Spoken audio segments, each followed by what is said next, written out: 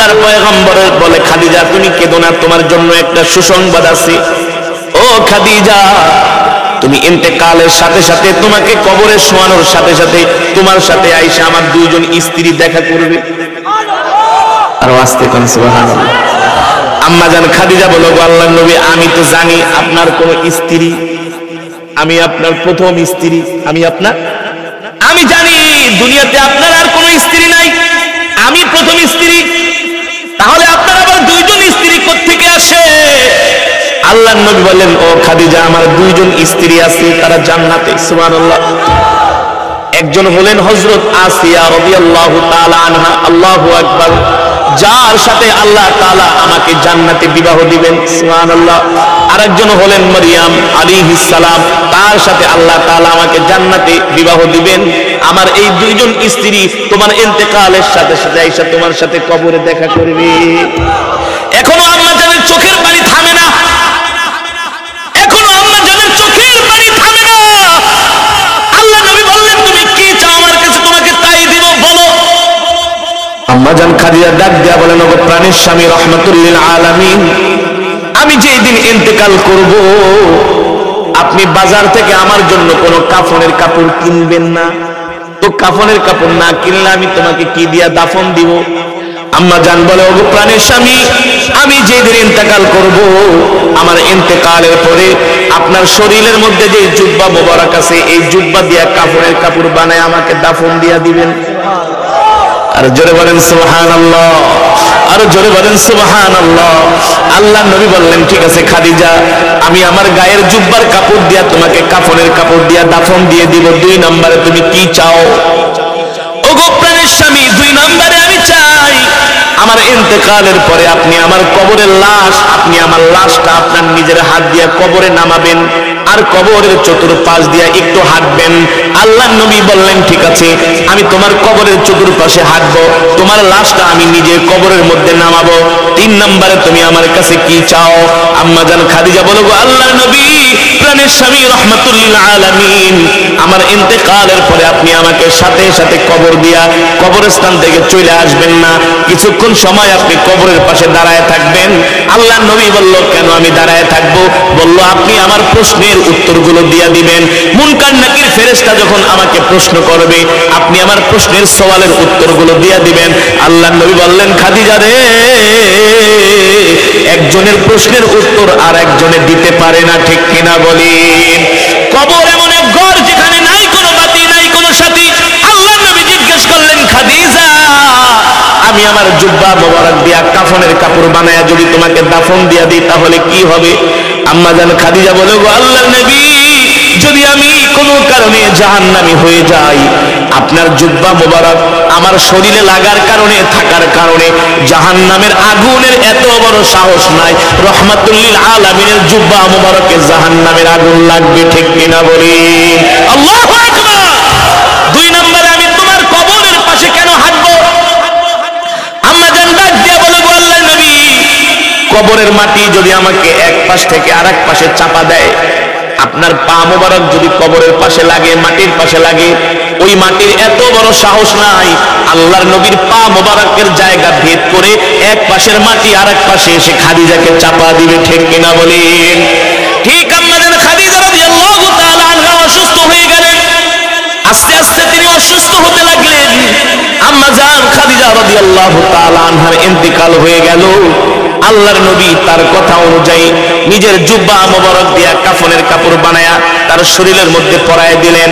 নবীজি জানাজা দিয়া আম্মা জানের লাশটা আম্মা জানকে কবরের মধ্যে শোয়ানোর জন্য আল্লাহর নবী নিজেই নেমে গেলেন। নিজের হাত দিয়া আল্লাহর নবী রাহমাতুল লিল আলামিন আম্মা জানকে দাফন করলেন। কিন্তু আম্মা জানের চেহারা মোবারকটা বারবার আল্লাহর নবী পশ্চিম দিকে, কিবলার দিকে ফিরায় দেয়, কিন্তু আম্মা জানের চেহারা মোবারকটা পশ্চিম দিকে ফিরে না, বারবার আসমানের দিকে ফিরে যায়, বারবার আসমানের দিকে ফিরে যায়। নবীজি চিন্তায় পড়ে গেল, ব্যাপারটা কি? মুসলমান মারা গেলে তো তাদের চেহারা কোন দিকে ফিরায়? কিবলার দিকে। কিন্তু আম্মা জান খাদিজা রাদিয়াল্লাহু তাআলা আনহার চেহারা মোবারক কিবলার দিকে ফিরে না, আসমানের দিকে ফিরে থাকে। মানে আল্লাহর নবী ফিরায় কিবলার দিকে, আল্লাহ তাআলা ফেরেশতাদেরকে দিয়া ফিরায় ঘুরায় রাখে আসমানের দিকে। সুবহানাল্লাহ বলেন।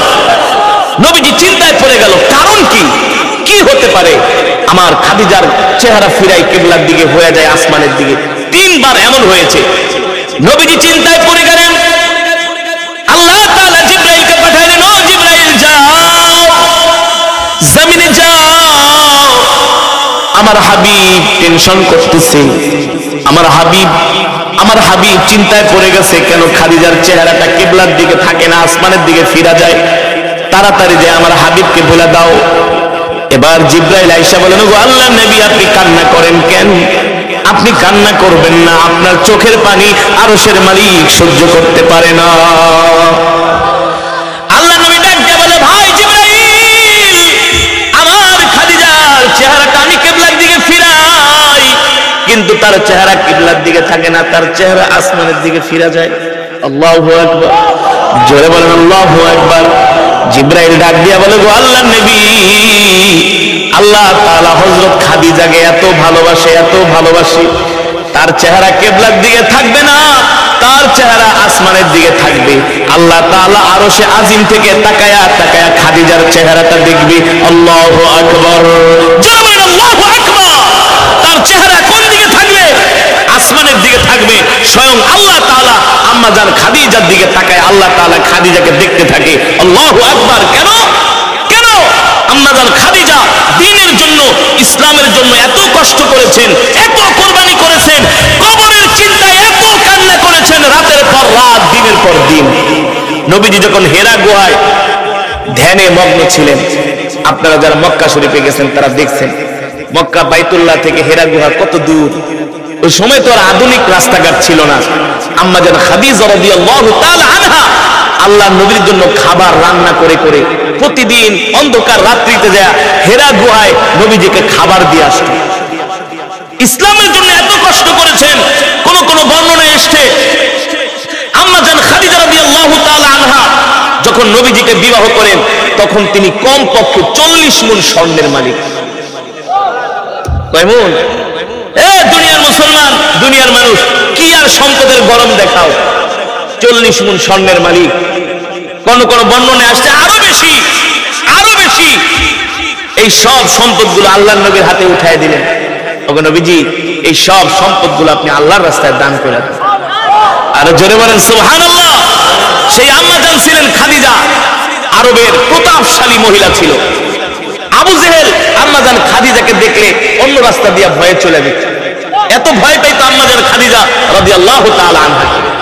একদিন আবু জেহেল রাস্তা দিয়ে হেঁটে যাচ্ছেন, আর আম্মা জান খাদিজার সামনে দেখা পড়ে গেছে। নবীজি ডাক দিয়েছে, ইয়া আবু জেহেল, তাল এদিকে আসো। ব্যাপার কি? তুমি আমার স্বামী মুহাম্মদ সাল্লাল্লাহু আলাইহি সাল্লামের বিরুদ্ধে মক্কার মানুষের কাছে খালি মিথ্যা কথা বইলা বেড়াও, সব জায়গায় তুমি আমার স্বামীকে অপমান করো। ব্যাপার কি? আবু জেহেল বলে, খাদিজা, খাদিজা, কে বলছি? আমি এইসব কথা বলি নাই, আমি তো ভালো মানুষ, আমি তো ভালো মানুষ। তা শোনো, শোনো, তুমি আমার স্বামী মুহাম্মদ সাল্লাল্লাহু আলাইহি সাল্লামের বিরুদ্ধে এত মিথ্যা কথা কেন বলো? তাকে নবী মানতে তোমার সমস্যা কি? তাকে নবী মানতে তোমার? শোনো খাদিজা, আমি তোমার স্বামী মুহাম্মদকে আমি নবী মানবো, সে তো গরিব মানুষ, তা তো টাকা পয়সা নাই। আচ্ছা, নবী হওয়ার জন্য কি টাকা পয়সা শর্ত? মানে এটা হলো একটা ফাইজলামি। এটা হলো কি?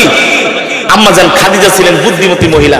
ঠিক আছে আবু জেহেল, আমার বাড়িতে তোমার দাওয়াত, কালকে সন্ধ্যায় তোমার যত নেতা কাটা আছে সবগুলারে নিয়ে এসো আমার বাড়িতে। তোমার আম্মা জান খাদিজা বলে, আরে এমনি বললে চলবে না, ওরে সিস্টেমে মাইক দিতে হবে।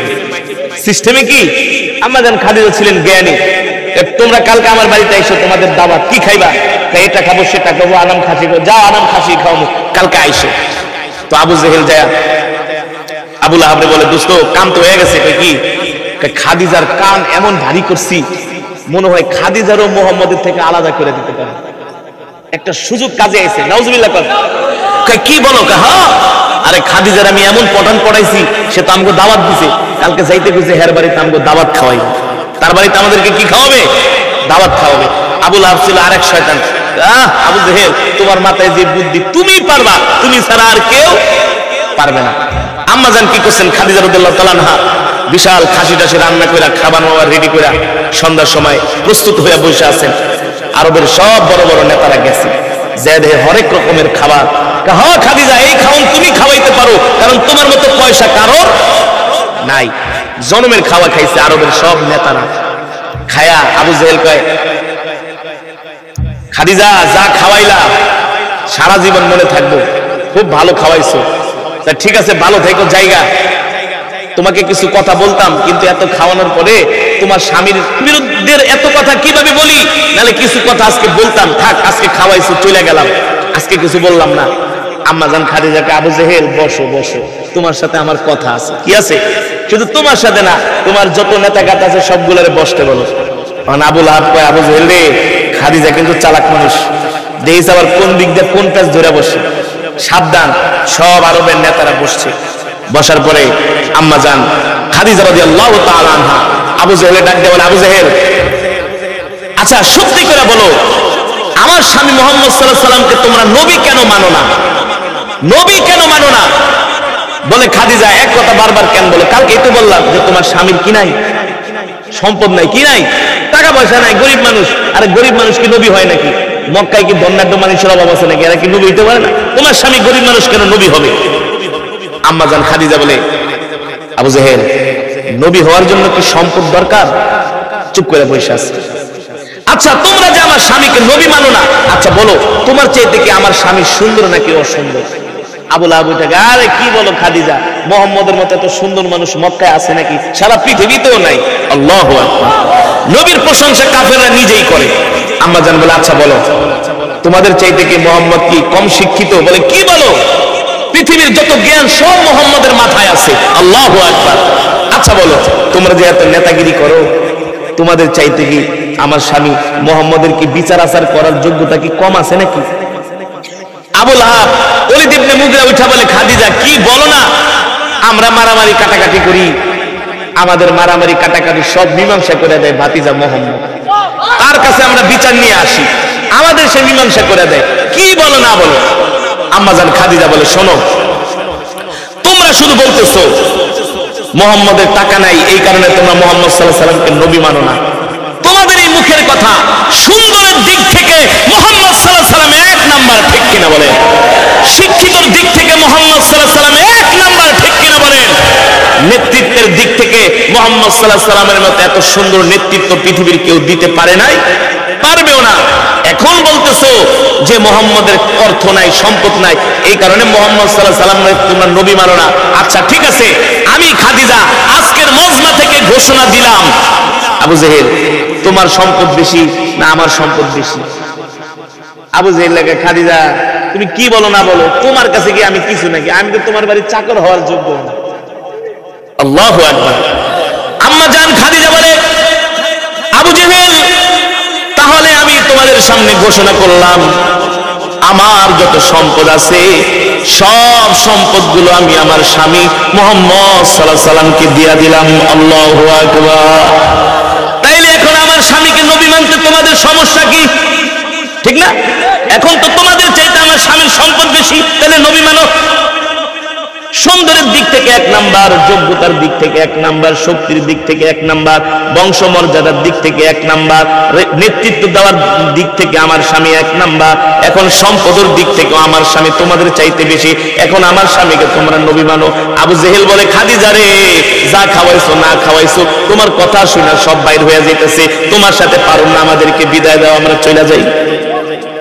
মুসলমান সেই আম্মাজান খাদিজা রাদিয়াল্লাহু তাআলা আনহা আল্লাহর নবীকে বলেছিলেন, ওগো আমার প্রাণের স্বামী, আমি যখন ইন্তেকাল করব আপনি আমাকে কবরের মধ্যে দাফন দেওয়ার সাথে সাথে চলে আসবেন না, আপনি আমার প্রশ্নের উত্তরগুলো দিয়ে দিয়েন। আল্লাহর নবী কবরের পাশে দাঁড়ায় দাঁড়ায় কান্না করতেছেন। জিব্রাইল ডাক দিয়া বলে, গো আল্লাহর নবী, খাদিজার চেহারাটা কিবলার দিকে থাকবে না, তার চেহারাটা থাকবে পশ্চিম দিকে, আসমানের দিকে। আল্লাহ তাআলা আরশে আজিম থেকে হযরত খাদিজার চেহারাটা দেখবে, কারণ হযরত খাদিজা ইসলামের জন্য এত কোরবানি করেছে, এত ত্যাগ স্বীকার করেছে, এই কারণে আল্লাহ তাআলা খাদিজাকে অনেক বেশি ভালোবাসে। আর আপনি কান্না করতেছেন, খাদিজার প্রশ্নের উত্তরগুলো কিভাবে দিবে? খাদিজার প্রশ্নের উত্তর তারও দেওয়ার দরকার নাই, আপনারও দেওয়ার দরকার নাই, আপনি বাড়িতে চলে যান, হযরতে খাদিজার প্রশ্নের উত্তরগুলো স্বয়ং আল্লাহ দিয়ে দিয়েছে। যারা বলেন আল্লাহু আকবার। এই কারণে মুসলমান ওই কবরে আমাদেরকে যেতে হবে। কুল ইন্নাল মাউতাল্লাযী তাফিরুনা মিনহু ফাইন্নাহু মুলাকীকুম সুম্মা তুরাদ্দুনা ইলা আলিমিল গায়বি ওয়াশ শাহাদা ফায়ুনাব্বিউকুম বিমা কুনতুম তা'মালুন। আল্লাহ রাব্বুল আলামিন বলে, হে দুনিয়ার মানুষ, তোমরা মৃত্যু থেকে যতই বাঁচার চেষ্টা করো না কেন, মৃত্যু থেকে তোমরা যতই পলায়ন করার চেষ্টা করো না কেন, মৃত্যু থেকে তোমরা বাঁচতে পারবে না। মৃত্যু তোমাদের সাথে সাক্ষাৎ করবেই করবে, ঠিক কিনা বলে? এই মুসলমান, আপনাদের এলাকায় এমনও মানুষ ছিল যাদের নাম শুনলে মানুষ ভয় পাইত, ঠিক না? যাদের দেখলে মানুষ ভয় পাইত, যাদের সামনে কথা বলতো না। আজকে সেই শক্তিশালী মানুষগুলো কোথায়? আজকে তাদের কবরের উপরে ছাগলে ঘাস খায়। কবরের উপরে কিসে ঘাস খায়? ছাগলে ঘাস খায়। যে কোনো সময় মৃত্যু চলে আসবে, যে কোনো সময় মালাকুল মউত চলে আসবে। এই কারণে যুবক মুসলমান, ফুটবল খেলা, ক্রিকেট খেলা, সিনেমা দেখা বাদ দাও, দুনিয়ার রং তামাশা বাদ দাও। এই দুনিয়া আমাদের থাকার জায়গা নয়, আমাদের আসল বাড়ি হলো জান্নাত। আমাদের আসল বাড়ি কোথায়? আমাদের আসল বাড়ি হলো জান্নাত, ঠিক কিনা বলে? ওই জান্নাত পেতে হলে, জান্নাত কামাই করতে হলে এই দুনিয়াতে বেশি বেশি ইবাদত করতে হবে। 5 ওয়াক্ত নামাজ জামাতের সাথে পড়তে হবে। কয় ওয়াক্ত নামাজ? কয় ওয়াক্ত নামাজ? মাহফিলে গেলে 1 ঘন্টা কেরাত পড়বেন, আধা ঘন্টা কেরাত পড়বেন, এমন কেরাতে টান দিবেন যাতে মাইকের তারমার ছিঁড়া যায়। এমন কেরাতে টান দিবেন যাতে মানুষ খাতার তলে থেকে উঠে চলে আসে। হুজুর এই যে দেখেন আমার মোবাইলে আপনার শত শত কেরাত, হুজুর কেরাত বেশি করে পড়েন, ওয়াজ বেশি করে করেন। ডাক দিয়ে দিগায়, এত ওয়াজ কেরাত শুনতে চাস, তেলাওয়াত শুনতে চাস, এশারের নামাজ পড়ছস? হুজুর আমার তো হারাম জিনিসের জন্য দোয়া করাও নিষেধ, ঠিক কিনা বলেন? হারাম বিষয়ের জন্য দোয়া করা যাবে? যুবক রাত 3টা পর্যন্ত জায়গা জায়গা ফুটবল খেলা দেখছে, ওই সময় কোনো ক্লান্তি আসে না। আর ওয়াজ মাহফিলে আইলে খালি চুলকানি শুরু হয়ে যায়, মসজিদে গেলে চুলকানি শুরু হয়ে যায়, ঠিক না? মসজিদে গেলে ঘড়ির দিকে তাকায় আর হুজুর এত জোরে এত বেশি কেরাত পড়ে কে, এত লম্বা ওয়াজ করে কে, এত লম্বা মোনাজাত দেখে। আর চায়ের দোকানে বসে বসে যে 1 কাপ চা খাওয়ার 3 ঘন্টা বাংলা সিনেমা দেখে, খুব মজা লাগে, খুব মজা লাগে। মুসলমান, এই হায়াতের মালিক কে? আরো জোরে বলেন কে? আল্লাহ রাব্বুল আলামিন দুনিয়ার মানুষদেরকে উদ্দেশ্য করে বলতেছেন, বান্দারে হায়াতের জিন্দেগিটা নষ্ট করে দিস না রে বান্দা। আমি আল্লাহ তোমাদেরকে একটা নির্দিষ্ট সময়ের জন্য দুনিয়াতে পাঠাইছি, ঠিক না? এই পৃথিবীতে আমরা কেউ চিরস্থায়ী না, কথা বলে। এই পৃথিবীতে আমরা কেউ চিরদিন বাঁচবো না, সবাইকে দুনিয়া ছেড়ে চলে যেতে হবে। আপনাদের এই গত বছরের মাহফিলে যারা ছিল এই বছর নাই, অনেকেই কবরের বাসিন্দা হয়ে গেছে। আবার এই বছরে অনেকে আছি, আগামী বছর নাও থাকতে পারি, ঠিক কিনা বলেন? ইযা জা আজালুহুম লা ইস্তাখিরুনা সাআতান ওয়া লা ইস্তাকদিমুন। আল্লাহু আকবার। আল্লাহ তাআলা বলে, দুনিয়ার মানুষ, আমি আল্লাহ তোমাদের জন্য হায়াতের একটা নির্ধারিত সময়, আমি আল্লাহ মৃত্যুর একটা নির্ধারিত সময়, হায়াতের জিন্দেগি তুমি কতদিন বাঁচবা এর একটা লিমিটেশন দিয়ে আমি আল্লাহ তোমাকে দুনিয়াতে পাঠাইছি, ঠিক কিনা বলেন? আপনি যদি বাংলাদেশ থেকে লন্ডন যান, কোথায় যান? জোরে বলেন, কোথায় যান? সিলেটে আইলে শুধু কেউ বা হাবিচ্ছে আমার লেগে একটা দোয়া করেন, বা একটা লন্ডনের ভিসা যে পাই, ওবা হাবিচ্ছা আর লেগে একটা দোয়া করো যাতে লন্ডনের ভিসাটা হয়। তো তুমি যে লন্ডনের ভিসার জন্য আবেদন করতেছো, প্রথমত তোমাকে লন্ডনের ভিসা দিবে 6 মাসের, কথা বলেন। 6 মাসের বেশি যদি তুমি লন্ডনে থাকো তাহলে তুমি আইনকে অমান্য করলা, পুলিশের হাতে ধরা খাইলে তোমার জেল ছাড়া উপায় নাই, কথা বলেন। ঠিক আল্লাহ তাআলা মানুষের একটা হায়াতের সময় দিয়া দুনিয়াতে পাঠাইছে, আল্লাহ তাআলা হায়াতের সময় দিয়া দুনিয়াতে পাঠাইছে, আর বলতেছে বান্দারে হায়াতের জিন্দেগিটা নষ্ট করে দিস না রে বান্দা। এ বান্দা, তোর জীবনের অনেক সময়ের দাম, তোর জীবনের সময়ের মূল্য অনেক বেশি। কারণ 60, 70, 50, 40, 30 বছরেই তোকে কবরের সামানা গুলো জোগাড় করতে হবে, ঠিক কিনা বলি? এই কারণে দুনিয়ার মানুষ ফুটবল খেলা দেখে ঘন্টার পর ঘন্টা সময় নষ্ট করে কি করে না? ক্রিকেট খেলা দেখা ঘন্টার পর ঘন্টা সময় নষ্ট করে, অথচ কোরআনের মজমায় আয়েশা বসতে চায় না, কোরআনের মজমায় কোরআনের বয়ান শুনতে চায় না। এই বাজারের মধ্যে আরো যত মুসলমান আছে, সব মুসলমান যদি এই কোরআনের মজমায় আসতো, এমন 2 প্যান্ডেলেও জায়গা দেওয়া সম্ভব হতো না।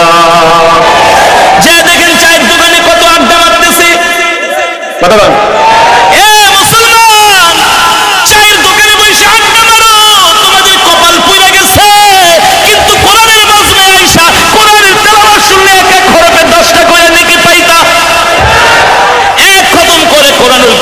সওয়াব পাইতা, ঠিক কিনা বলেন? পেত কি পেত না? এ মুসলমান, আল্লাহ তাআলা বলে, বান্দারে দুনিয়ার হায়াতের জিন্দেগিটা নষ্ট করে দিস না। দুনিয়ার জীবন থেকে একবার যে সময় চলে যায়, ওই সময় আর কোনোদিন জীবনে ফিরে আসে না। আমি এখন বয়ান করতেছি বিশ্বম্ভরপুর, এই বাজারের নাম কি? সত্যিয়ার খোলা। সত্যিয়ার খোলা এই বাজারে আমি এখন বয়ান করতেছি। এখন সময় হলো 11টা 12, 2023, 3 তারিখ জানুয়ারি, 2023 3 তারিখ জানুয়ারির 11টা, এখন 12। এখন মনে হয় মোবাইল একটু আগে দেখছি 12 গেছে, এখন 11টা 13, ঠিক না? এই যে দেখেন জীবনের সময় চলে যাচ্ছে, ঠিক না? এই 2023 জানুয়ারি 3 তারিখ 11টা 13, এই সময় আর জীবনে আমাদের জীবনে কোনোদিন ফিরে আসবে না। ফিরে আসবে? 2023 জানুয়ারি 3 তারিখ আমাদের জীবনের জন্য অতীত হয়ে গেছে, ঠিক না? এই সময় আমাদের জীবনে আর কোনোদিন ফিরে আসবে না। কেন ফিরে আসবে না? সময় কখনো আটকানো যায় না, সময় কখনো ধরে রাখা যায় না। তুমি টাকা পকেটের মধ্যে না খরচ করে আটকায় রাখতে পারবা? তুমি জায়গা কিনছো, বিক্রি না করে আটকায় রাখতে পারবা? কথা বলেন, কথা বলেন। তুমি যে বিদ্যাটা শিখলা, ওই বিদ্যাটা তুমি তোমার মধ্যে রাখা দিতে পারবা? কিন্তু মানুষের জীবনের সময় এমন একটা বিষয়, এই সময় কোনোদিন আটকায় রাখা যায় না। এই সময় জীবন থেকে শুধু ক্ষয় হয়ে যায়, ঠিক কিনা বলি? মানুষের জীবনে সময়ের এত মূল্য, এত মূল্য। এই কারণে আল্লাহ সময়ের কসম খায় একটা সূরা আল্লাহ নাযিল করছে, আল্লাহু আকবার। কোরআনুল কারীমের মধ্যে একটা সূরা আছে, সূরাতুল আসর। সূরার নাম কি? এই সূরার মধ্যে আল্লাহ তাআলা সময়ের কসম খেয়েছেন। এ যুবক, এ মুসলমান, কথাটা ভালো করে খেয়াল করেন। হাসরের ময়দানে মানুষ, ওই সব মানুষ সবচেয়ে বেশি আক্ষেপ করবে আর কপাল থাবড়াবে হাসরের ময়দানে। কথাটা ভালো করে খেয়াল করেন। হাসরের ময়দানে ওই মানুষগুলো সবচেয়ে বেশি আঙ্গুল কামড়াবে আর কপাল থাবড়াবে। কোন মানুষগুলো বলবো? কতক্ষণ বলবো? কোন মানুষগুলো আঙ্গুল কামড়াবে আর কপাল থাবড়াবে, আফসোস করবে? যে মানুষগুলো দুনিয়ার জীবনে সময়ের মূল্য দেয় নাই, যারা বাংলা সিনেমা দেখা 3, 4, 6 ঘন্টা কাটায় দিছে, ঠিক আছে? ফুটবল খেলা দেখা 3, 4 ঘন্টা করে কাটায় দিছে, ক্রিকেট খেলা দেখা 3, 4 ঘন্টা করে কাটায় দিছে, নাটক সিনেমা দেখা 3, 4 ঘন্টা করে জীবনের সময় কাটায় দিছে। শুয়া শুয়া ফেসবুক চালাইতে চালাইতে ফজরের আজান দিয়া দিছে, কিন্তু ফজরের নামাজ পড়ে নাই, না পড়াই ঘুমায় গেছে, ঠিক কিনা বলি? এই সমস্ত মানুষগুলো হাসরের ময়দানে আঙ্গুল কামড়াবে আর আফসোস করবে, হায় রে, দুনিয়াতে কত সময় পাইছিলাম, ওই সময় যদি 5টা ওয়াক্ত নামাজ জামাতের সাথে পড়তাম, 24 ঘন্টা সময় পাইছিলাম। কাজের বিষয়ে সময় দিয়েছি, খাবার জন্য সময় দিয়েছি, ঘুমের জন্য সময় দিয়েছি, আয়ের বিশ্রামের জন্য সময় দিয়েছি, পরিবারের জন্য সময় দিয়েছি, সব কিছুর পিছনে সময় ব্যয় করছি। কিন্তু 24 ঘন্টার মধ্যে 5 ওয়াক্ত নামাজ পড়তে মাত্র 1 ঘন্টা 20 মিনিট সময় লাগে। 24 ঘন্টার মধ্যে মাত্র 1 ঘন্টা 20 মিনিট 5 ওয়াক্ত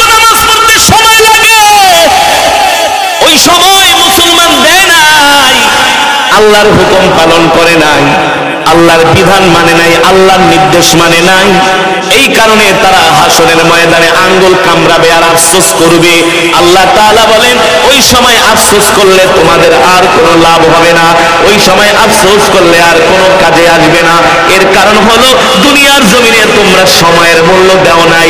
দুনিয়ার জমিনে তোমরা তোমাদের 60 বছর 70 বছর কইরা হায়াতের জিন্দেগি পাইছিলা।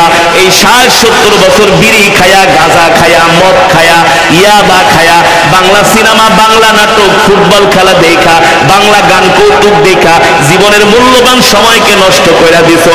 কোনো ইবাদত করো নাই, কোনো আমল করো নাই, কোনো ইবাদত করো নাই, আমল করো নাই। ইবাদত আর আমল না করার কারণে এখন তোমাদের জাহান্নাম ছাড়া আর কোনো উপায় নাই। ঠিক কিনা বলে মুসলমান? আল্লামা ইমাম ফখরুদ্দিন রাজি রাহমাতুল্লাহি আলাইহি তার তাফসীরের মধ্যে লিখছেন মানুষের জীবন থেকে হায়াত কিভাবে কমে যায়, হায়াত কিভাবে কেটে যায়, মানুষের জীবন থেকে হায়াতের জিন্দেগিটা কিভাবে মাইনাস হয়ে যায়। আপনারা সুনামগঞ্জের মানুষ, সকালবেলা সুনামগঞ্জে গেলে দেখবেন কিছু মানুষ মাছ বাজারের পাশে বসে বরফ বিক্রি করে না? কি বিক্রি করে? বরফ বিক্রি করে। বরফের দোকানে যে 5,000 টাকার বরফ কিনে, ঠিক না? বরফ কিনা যখন আয়নার বরফ নিয়ে বসে তখন সে মনে মনে চিন্তা করে কতক্ষণে বরফগুলা বিক্রি করব। কারণ এই বরফটাই তো হলো তার জীবনের মূলধন, ঠিক না? বরফগুলাই তো হলো তার চালান সুতা। সে শুধু চিন্তায় থাকে কোন সময় বরফগুলা বিক্রি করবে, কারণ যত লেট হবে ততই তার ক্ষতি হবে। কারণ বরফ গইলা যায়, ওই বরফ গইলা গেলে আর জমাট বাঁধানো যায়, যেটা বলে জমাট বাঁধানো যায় না। শুধু চিন্তা করে কতক্ষণে বরফ বিক্রি করা যায়। এক লোক বরফ নিয়ে বসে আছে, কোনো কাস্টমার পায় না, কোনো কাস্টমার পায় না। সকাল গড়ায়া দুপুর হইয়া যায়, কাস্টমার পায় না। দুপুর হইয়া বিকাল গড়ায় যায়, কোনো কাস্টমার পায় না। অথচ তার বরফগুলো শুধু গলতেই আছে। ওই সময় ওই লোকের অবস্থা কি? তার চোখ দিয়ে পানি বের হয়ে যায় দুঃখে, ঠিক না? হায় রে, আমার মূলধন সব শেষ হয়ে যাইতেছে, যা ইনভেস্ট করছিলাম ব্যবসায় সব গুইলা যাইতেছে। এখন যদি একটা কাস্টমার পাইতাম তাহলে এই বরফগুলো ধরায় দিতাম। 1 কেজি চাইলে 10 কেজি অল্প দামে দিয়া দিতাম, ঠিক কিনা বলেন? ঠিক মুসলমান, ওই বরফের মতো আমাদের হায়াতের জিন্দেগিটা শেষ হয়ে যাচ্ছে। এই যে 2023 সালের জানুয়ারির 3 তারিখ আমাদের জীবনে আর কোনোদিন ফিরে আসবে না। 2023 সালের জানুয়ারির 2 তারিখ আমাদের জীবনে আর কোনোদিন ফিরে আসবে না। 2023 সালের জানুয়ারির 1 তারিখ আমাদের জীবনে আর কোনোদিন ফিরে আসবে না। জীবন থেকে যে সময়গুলো চলে যায় ওই সময়গুলো আর চলে আসে না, আর চলে আসা সম্ভব না। কিন্তু আল্লাহ তাআলা হায়াতের জিন্দেগি দিয়া এই দুনিয়াতে আমাদেরকে একমাত্র পাঠিয়েছেন তার গোলামি করার জন্য, তার হুকুম মানার জন্য, তার বিধান পালন করার জন্য। আল্লাহ তাআলা আমাদেরকে দুনিয়াতে পাঠাইছে, এ বান্দা তোদেরকে আমি দুনিয়াতে পাঠাইছি, তোরা আমার গোলামি করবি, তোরা আমার হুকুম মানবি। এ বান্দা তোরা বেশি বেশি করে ইবাদত করবি, কোরআনের তেলাওয়াত করবি, 5 ওয়াক্ত নামাজ পড়বি। আমি আল্লাহ তোদেরকে যে 2টা চক্ষু দিছি, এই চোখ দিয়া তোরা আমার ভয়ে ক্রন্দন করবি, এই চোখ দিয়া তোরা পানি ঝরাবি, তোদের গুনার জন্য আমার আল্লাহর কাছে দোয়া করবি। চোখ দিয়া যখন পানি ঝরাবি, তোদের চোখের পানি নাকের ডগায় না আসার সাথে সাথে আমি আল্লাহ তোদের গুনাহগুলো মাফ করে দিব। আল্লাহু আকবার, জোরে বলেন আল্লাহু আকবার। এই পৃথিবী ছেড়ে আমাদেরকে চলে যেতে হবে, সেই কথাই আল্লাহ কোরআনের মধ্যে বলছেন, কুল্লু নাফসিন যায়িকাতুল মাউত, কুল্লু নাফসিন যায়িকাতুল মাউত। আল্লাহ তাআলা বলেন, ও নবী দুনিয়ার মানুষদেরকে বলে দেন প্রত্যেকটা মানুষকে মৃত্যুর স্বাদ গ্রহণ করতে হবে, প্রত্যেকটা মানুষকেই মরতে হবে। প্রতিদিন কবর আমাদেরকে ডাকে, প্রতিদিন আমাদের কবর আমাদেরকে ডাকে। আর বলি ইয়া আইয়ুহান নাস, এ দুনিয়ার মানুষ সাবধান হয়ে যাও, সাবধান হয়ে যাও।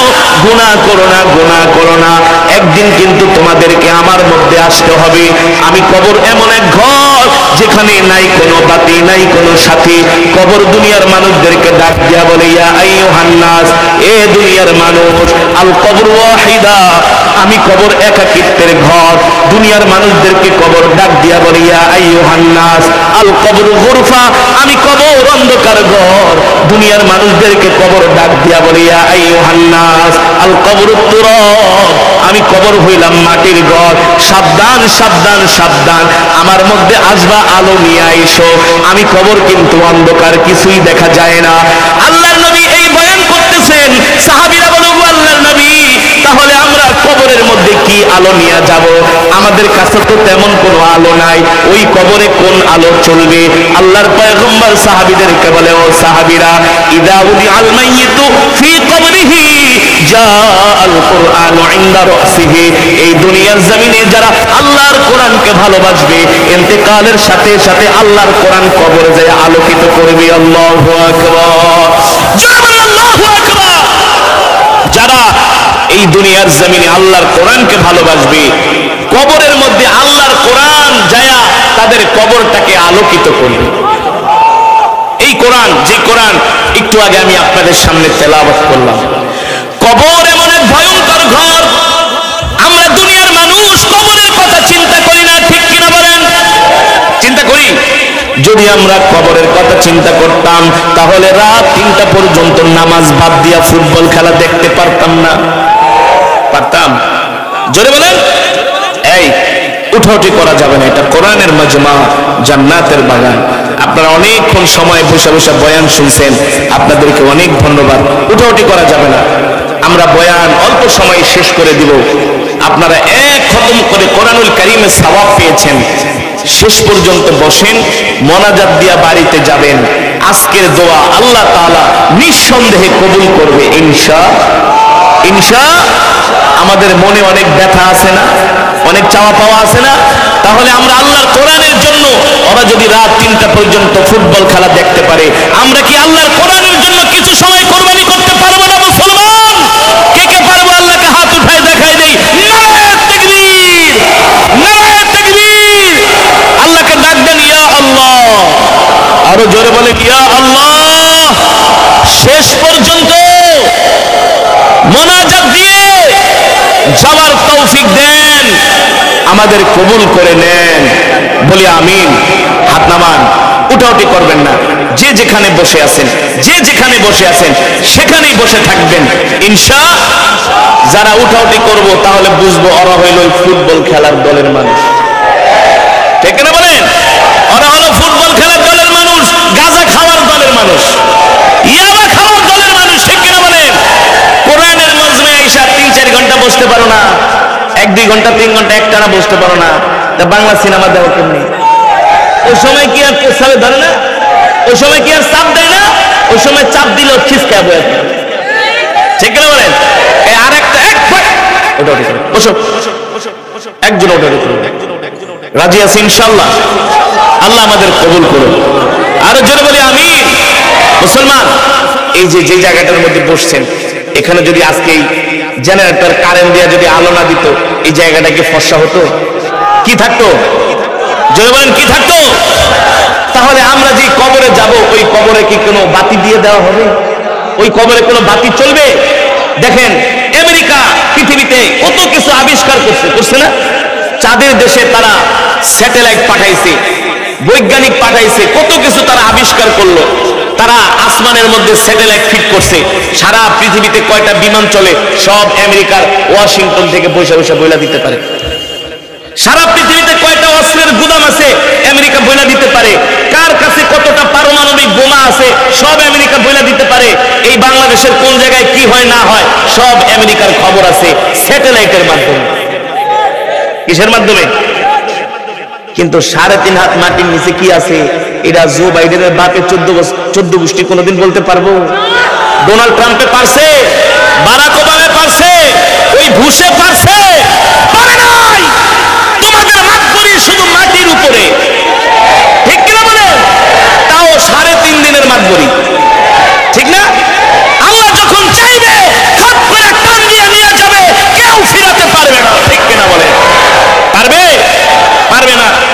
মাতবরি করো, এত কিছু আবিষ্কার করলা, পারলে কবরে কি হয় একটু দেখাও। কি বলেন? পারলে কবরে কি হয় একটু দেখাও। ক্যামেরা ফিট করো, দেখবা ফেরেশতারা ক্যামেরা জায়গা মতো ঢুকায় দিবে। ওই জায়গায় মাতবরি চলে না, ঠিক কিনা বলেন? একচ্ছত্র ক্ষমতার মালিক কে? কবরে আল্লাহ ছাড়া কেউ সাহায্য করতে পারবে না। পারবে? যদি বলেন পারবে। ওই কবরের কথা চিন্তা করতে ওমর কি ছিলেন? মেজাজে ওহী। আল্লাহু আকবার। যার কথা মতো আল্লাহ কোরআনের মধ্যে আয়াত নাজিল করছে, যার সিদ্ধান্ত অনুযায়ী আল্লাহ কোরআনের আয়াত নাজিল করছে, আল্লাহু আকবার, যাকে বলা হয় মেজাজে ওহী। কি বলা হয়?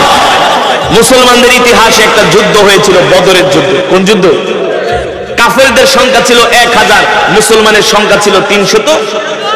ওই যুদ্ধে 1000 কাফেরকে 313 জন মুসলমান বদরের প্রান্তরে সাইজ করে ছেড়ে দিয়েছে। মুসলমানের সাথে পারে নাই। 313 জন 1000 কাফেরের বিরুদ্ধে লড়াই করে বিজয় অর্জন করেছে। ঠিক কিনা বলেন? ওই যুদ্ধে 70 জন কাফেরকে আল্লাহর নবী বন্দী করছেন যুদ্ধের ময়দান থেকে। 70 জন কাফের কয়জন? এই দেশে কিছু নাস্তিক বিমান্ডা আছে যারা শুধু বলে হুজুররা গরম গরম ওয়াজ করে, বলে না? তারা বলে হুজুররা গরম গরম ওয়াজ করে। গরম ওয়াজ কি ইসলামে আছে নাকি? আরে তুমি ইসলাম নিয়ে কতটুকু পড়াশোনা করছো? ইসলামে গরমও আছে, নরমও আছে। যেমন কুকুর, যেমন কুকুর। কুকুরের লেজের মধ্যে যদি 1 নাম্বার বাগাবাড়ির খাঁটি ঘি মাখাও, কোনদিন কুকুরের লেজ সোজা। কুকুরের লেজ সোজা করতে হইলে সুন্দরবনে 2.5 হাতের লাল লাল গজারি আছে, গজারি দিয়া হাত দেয়া 4-5টা বাড়ি মারে, দেখবো লেজ সোজা করে দৌড় মারছে। ঠিক কিনা বলেন?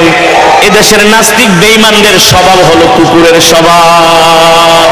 তারা ইসলাম মুসলমানের কথা শুনলে চুলকানি উঠা যায়। ঠিক কিনা বলেন? ও মুসলমান, হযরতে আবু বকর ছিলেন নরম, ওমর ছিলেন গরম। ঠিক কিনা বলেন? তার মানে ইসলামে নরমও আছে, নরমও আছে। যখন যেমন তখন তেমন, যে যেমন তার সাথে তেমন। তুমি ইসলাম মাইনা চলো, মুসলমানদেরকে ভালোবাসো, ইসলামের বিরুদ্ধে, নবীর বিরুদ্ধে কোনো কথা বলবা না, তোমাকে সবাই সম্মান করবে। কিন্তু ইসলামের বিরুদ্ধে অবস্থান নিলেই ওই কুকুরের মতো আচরণ করা হবে। ঠিক কিনা বলি? যেটা বোঝানোর দরকার ছিল আপনাদেরকে, ওই বদরের প্রান্তরে 70 জন কাফেরকে আল্লাহর নবী বন্দী করলেন। বন্দী করার পরে আবু বকরকে ডাক দিলেন। আবু বকর বলেন, এই 70টারে ধরছি, যুদ্ধের ময়দান থেকে কি করা যায়? আবু বকর ছিলেন নরম স্বভাবের মানুষ। সাইয়েদনা আবু বকর বলেন, ওগো আল্লাহর নবী, যাদেরকে বন্দী করছেন তারা তো আমাদের আত্মীয় স্বজন, ভাই বেরাদার, সুতরাং তাদেরকে না মেরে তাদেরকে ছেড়ে দেন, কোরআন শিখায়া মুসলমান বানায় দেন, দিন শিখায়া মুসলমান বানায় দেন। এবার আল্লাহর নবী হযরত আবু বকরের কথা শুনলেন, ডাক দিলেন ওমরকে। সুবহানাল্লাহ। যেই ওমর আসতেছে, ওমরের সামনে পড়লে মাইল ছাড়া কোনো উপায় নাই। ঠিক কিনা বলেন? আগেরকার সেই 1450 বছর আগে মা বোনেরা বাচ্চাদেরকে ঘুম পাড়াইতো। এখন তো ঘুম পাড়ায়, বাবা তাড়াতাড়ি ঘুমা, বাইরে শিয়াল আছে, বাঘ আছে, সাপ আছে, ঠিক না? ঘুমা ঘুমা, ওই যে দেখ বড় বাঘ তাকায় আছে, এই যে দেখ শিয়াল তাকায় আছে। এইভাবে করে বাচ্চাদেরকে ঘুম পাড়ায়।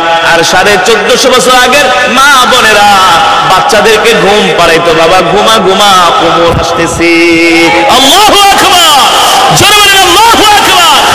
আপনাদেরকে কি বুঝাইতে চাইতেছি খালি ভালো করে শুনেন। আল্লাহর নবী ডাক দিলেন, ইয়া ওমর, তাআলা এদিকে আসো। কি করা যায়? এই যে 70টারে ধরছি। সাইয়েদনা ওমর বলে, আল্লাহর নবী, আবু বকর কি বলছি? বলে, আবু বকর বলতেছে ওরা তো আমাদের আত্মীয় স্বজন, ভাই বেরাদার, কোরআন শরীফ দিন শিখান, ইসলাম শিখায়, ছেড়ে দেন। কিন্তু আপনার সিদ্ধান্ত কি? হযরত ওমর বলে, গো আল্লাহর নবী, আমার সিদ্ধান্ত হলো তরবারিটা খাপ থেকে বের করছে, বলে আপনি অনুমতি দেন 70টার কল্লা আমি ফালায় দিব। আল্লাহু আকবার, জয় বলেন আল্লাহু আকবার।